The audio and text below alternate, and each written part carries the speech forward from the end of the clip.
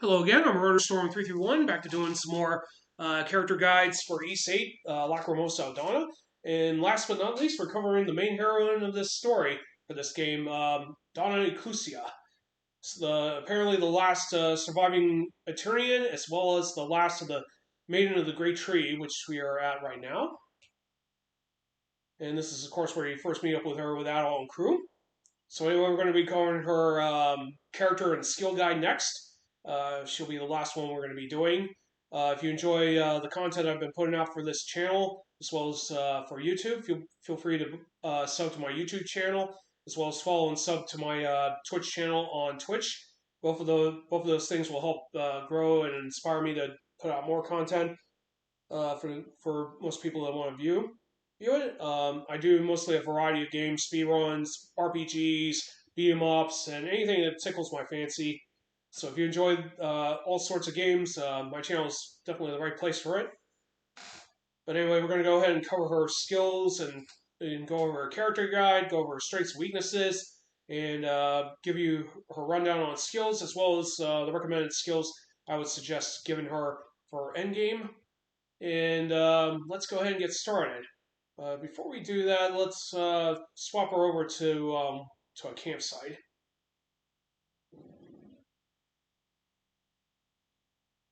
Yeah, I think we were just there not too long ago. Okay, there we go. Yeah, this is the one we need to go to. Alright, so we're over here because we need a refill on SP once we get done with all these skills.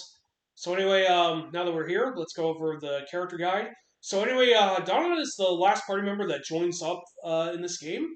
Like Adol, she's apparently a well-rounded fighter, well-balanced in just most cases. But as you can see from her stats, she's a little bit more different than Adol. She prioritizes more on strength rather than defense. She actually has the second lowest defense, third highest strength, and if my memory serves me correctly, she'll probably have the third highest HP. Like I said before, in my adult guide, I gave him the Beastery potion, which gave him 100 additional HP, but normally he would have about at least 4250, whereas naturally for Donna, she would have about at least 4,300 HP. But overall, she's one of the three strongest party members alongside Sahad and Hummel, so she'll be able to deal a lot of damage. But unfortunately, she will not be available for the entire game because her fate at the end of the game is actually tied to the true ending, and you'll have to get that through getting 200 reputation points for Adol to get to the true ending. As you can see right here, I do have 275, which is above the max quota needed to trigger the game's true ending. You can do that by giving out gifts, building up Adol's approval with the other castaways and party members, take part in raid battles and hunt battles. Excuse me. As well as rescue castaways, among miscellaneous other effects. So for the most part, Donna's going to be just as important because there's going to be times where we have to go back to the past. Donna in the past is a lot more different than what we see her in the modern times. For one, she has 4 skills that she is permanently stuck with for the most of the game, those being Elemental Shot, Dragon Spirit, Spinel, Round Dance, and Twin Edge skills. And in the past, she also gets access to 2 other styles that she can switch to, which is Garotica style and Luminous skill.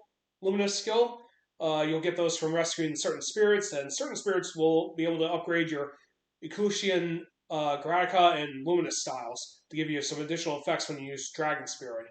But this only applies to the Dawn of the past, but not in the present day.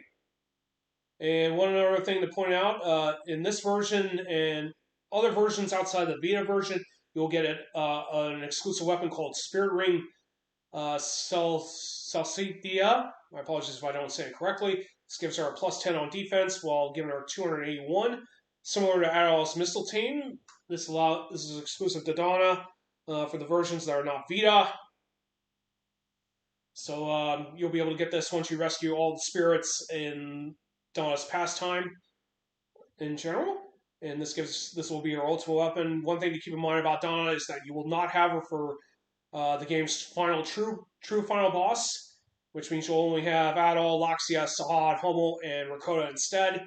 Like I said, I will not be spoiling what happens to Dana at the game's true ending, but you'll have to find out for yourself.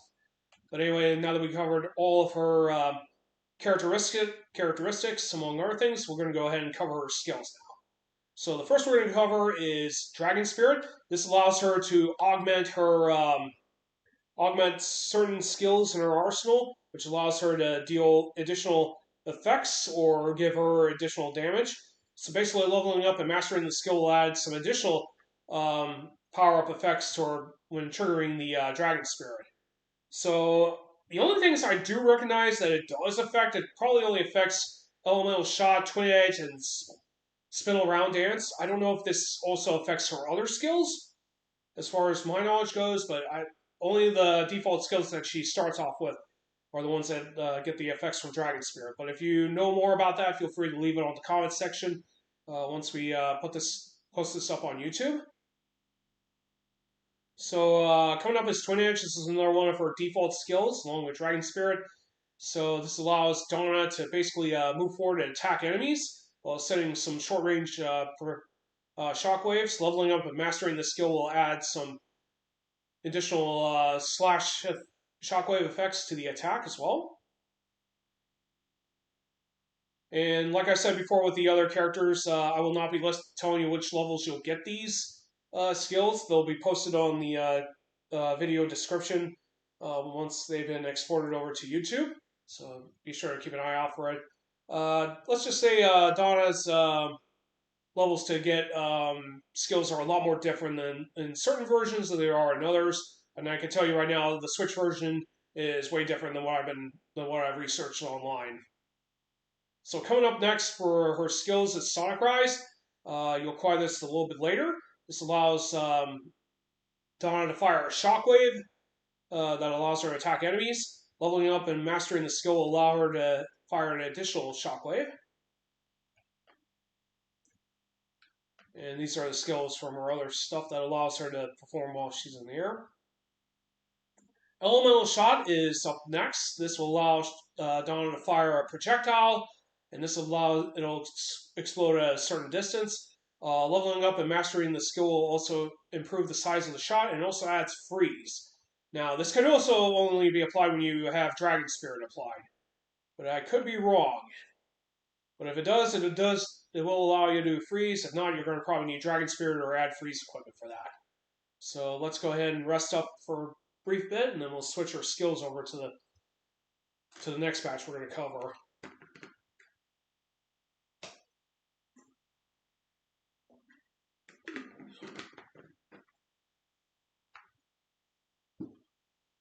Alright, now that we got Dana rested up, let's go ahead and swap out our skills. So the next ones we're going to cover are Mistral Edge, Boomerang Edge, Twin Moon Blade, and Earth Dragon. So the first of these skills is Mistral Edge.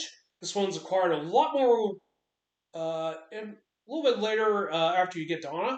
But basically what it does is allows Dana to perform a movement attack that performs a slash effect along with Water Blast. Improving the skill and mastering it will allow you to add a water effect to the spin strikes.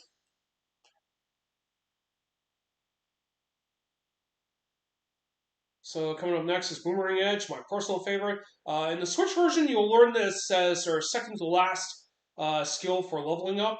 So in some versions, it's listed as one of our default skills. But in the Switch version, this is not one of our default skills. I'm just going to put that out there right now. Basically, when she performs this skill, this allows her to throw both her Cursant blades as a boomerang. And leveling up and mastering the skill will improve the range that she throws both the blades as well as the size of it. So this does have an vacuum effect to the attack, and you can definitely, if you apply added effects, you can inflict a variety of status elements to the enemy while performing this multiple times. Definitely a good way to inflict freeze on targets, I might add. Next up is Twin Moon Blade. This is basically our launcher skill. This basically allows Donna to perform a round of uppercuts, slashes, and when you level up and master this skill, this will not only improve the range of her slashes, but also adds a short-range shockwave to the attack as well.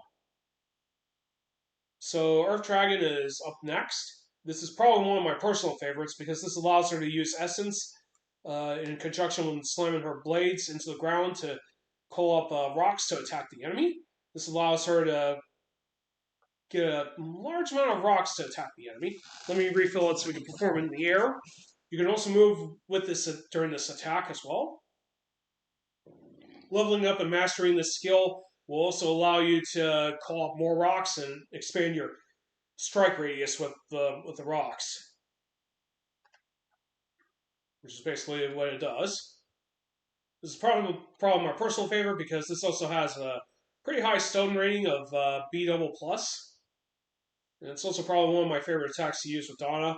So if you enjoyed this move, I recommend mastering this as soon as possible. Alright, now that we got all those skills covered, let's cover the last of these, which are Dragon Wave, Speil Round Dance, Ice Age, and Water Burst. So the first one we're going to cover is Dragon Wave. You'll acquire this skill from learning this from Master Kong. This allows Donna to release an amount of essence in a proximity range, attacking any and all enemies near her, as well as blowing them away. Leveling up and mastering the skill will improve the blast radius of the attack. Speil Round Dance is one of her last of her default skills that she comes up with. It's actually one of her stronger ones, believe it or not, in terms of stats.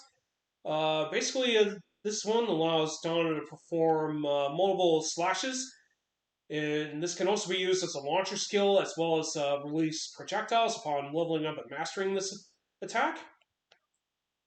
So this will probably see a lot more use than you'd think it would be. I think this is also enhanced by Dragon Spirit as well. So if you have plenty of SP, feel free to blast enemies with this with Dragon Spirit in place.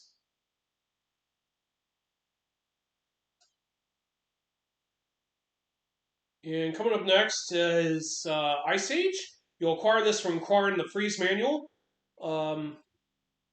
Donna will be the last one of the characters to get a manual skill. This basically allows Donna to summon forth a massive amount of ice and serves as a proximity attack that hits all enemies around her. Leveling up and mastering the skill will allow Donna to enhance the size of the icicles as well as the range of them. And then finally, we're going to cover Water Burst. This attack allows Donna to fire a short-range projectile. It covers, engulfs most of the enemies in water. This allows leveling up and mastering the skill will improve the size of the projectile and allows you to get more hits in while it's out and about. But it's also her most expensive one too. Alright, so now that we covered all of her skills, I'm going to go over what skills I think Donna should have for her endgame. Of course, she'll be only available for the pre-ultimate boss, not the game's true final boss. So I'm going to go ahead and go over what I think will be her personal ones that I think should be on there. Now, this could be a little bit of a tricky thing to consider, but the ones I prefer for endgame are Dragon Wave, Boomerang Edge, Ice Age, and Earth Dragon. Earth Dragon has probably one of her best high stuns along with Dragon Wave, but it's actually one of her best V range attack effects that she has. Ice Age, of course, is a very good skill to have for both story exploration as well as rated hunt battles. This allows her to be in the thick of it, as well as Dragon Wave, even though that doesn't hit nearly as high as Ice Age, but does have very high stun. Boomerang Edge is actually excellent for status effect build-ups. It also has vacuum. Not to mention, it's pretty cheap once you have SP cost-reducing accessories on. This allows her to basically rack up enough status element effects like freeze, and this will keep enemies trapped in pretty much as long as you have enough SP to keep them in place. But anyway, that covers my character and skill guides for all 6 characters of Ys VIII. I will have these 2 videos loaded up later today. And once we'll be back next week to cover more of Ys VIII. I will dedicate an entire day to cover both the raid hunt guides, the fishing guide, and what I would consider to be the recommended skills that you should probably train your party members in Ys VIII to learn and master. So by the time I get through with those last 3 guides, that'll be it for my projects for Ys VIII as a whole. Hopefully these guides will help out players that want to get into Ys VIII. It's been almost roughly 10 years since it came out on the PlayStation Vita. And of course, it'll probably be a while before it becomes a retro game, but it's definitely on its way there. It's definitely a masterpiece from Falcom. In fact, most of these games can be considered as masterpieces. But anyway, if you enjoy the content, like I said, feel free to leave a follow or a sub to the channel, as well as sub to my YouTube channel. But anyway, I will catch you all next time for Final Fantasy V for the Forge Off Fiesta tomorrow. We're taking a break from official streaming today. I'm just doing this impromptu streaming to get these guides out of the way. So later today, I will have these guides highlighted and exported over to YouTube, and be sure to keep an eye out for that as well. I'm MurderStorm331 signing off. Have a great day. Take care. I will see you all tomorrow for more Forge Off Fiesta Geyser runs. So have a great day, and I'll catch you all later. See you all next time.